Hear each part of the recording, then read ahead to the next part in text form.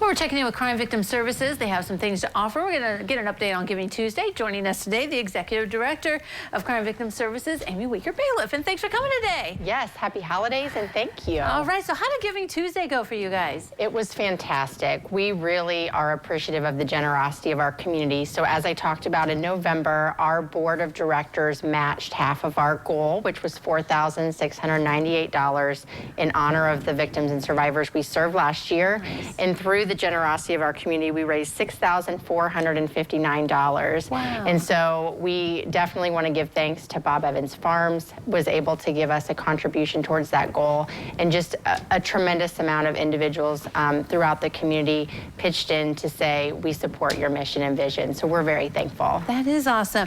Well, and some people might not always understand your mission and what you guys do. And I feel like some of these community trainings and workshops that you offer is a way for people to, you know, raise awareness about what you do, what's concerning, and so we can be more in the know too, maybe to help you out. So let's talk about those. Definitely. So we provide a wide variety of community trainings and workshops, which are customizable. We really want to develop and foster confidence and connectedness within our community so that we can work to reduce the risk of violence and mitigate the impacts of violence.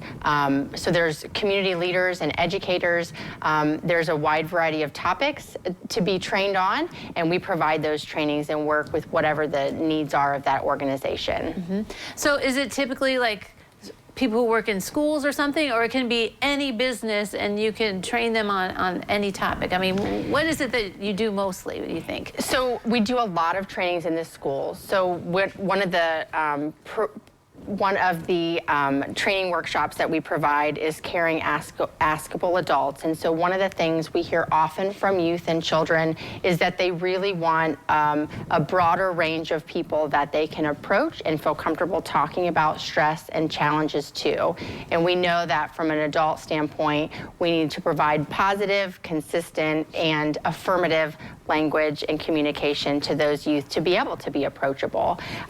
Additionally, we do a lot of community training on child sexual abuse and preventing those. What are the risk factors? What do we need to look for when we're trying to make sure our youth are safe, and how can we respond appropriately if a child does disclose those situations?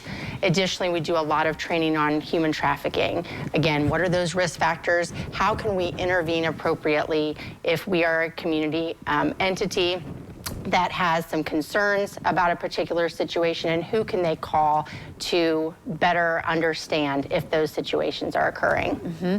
Yeah, I mean, some of these like elder victimization and stuff, I mean, sometimes we don't know unless we're raised in awareness about what to look for even, and you know, from teachers to businesses or whatever, right? Definitely. So because we understand the impacts and the aftermath of those situations, we want to do whatever we can to educate the community to try to prevent those victimizations from occurring, or to be able to intervene positively in situations that have occurred. So the more we can raise awareness to different populations on how to prevent financial scams, how to prevent exploitation, how to look for elder abuse in those situations, and then what do you do if you are encountering a situation where you're suspecting those things?